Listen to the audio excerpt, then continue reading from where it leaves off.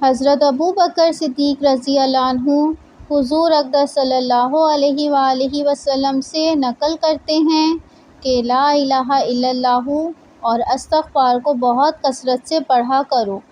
شیطان کہتا ہے کہ میں نے لوگوں کو گناہوں سے ہلاک کیا اور انہوں نے مجھے لا الہ الا اللہ اور استغفار سے ہلاک کر دیا۔ جب میں نے دیکھا کہ یہ تو کچھ بھی نہ ہوا تو میں نے ان کو ہوائے نفس یعنی بدعت سے ہلاک کر دیا اور وہ اپنے کو ہدایت پر سمجھتے رہے۔ حضور اقدس صلی اللہ علیہ وآلہ وسلم کا ارشاد ہے کہ جو شخص بھی اس حال میں مرے کہ لا الہ الا اللہ محمد رسول اللہ کی پکے دل سے شہادت دیتا ہو ضرور جنت میں داخل ہوگا۔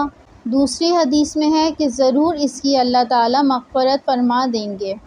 حضرت عیسیٰ علی نبینا و علیہ الصلاۃ والسلام فرماتے ہیں کہ محمد صلی اللہ علیہ وآلہ وسلم کی امت کے اعمال حشر کی ترازو میں اس لیے سب سے زیادہ بھاری ہیں کہ ان کی زبانیں ایک ایسے کلمے سے مانوس ہیں جو ان سے پہلی امتوں پر بھاری تھا، وہ کلمہ لا الہ الا اللہ ہے۔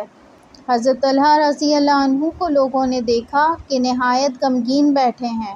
کسی نے پوچھا کیا بات ہے؟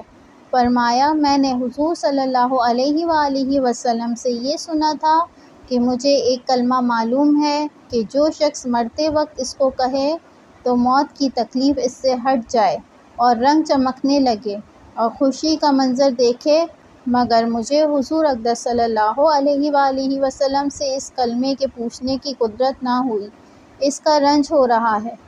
حضرت عمر رضی اللہ عنہ نے فرمایا مجھے معلوم ہے۔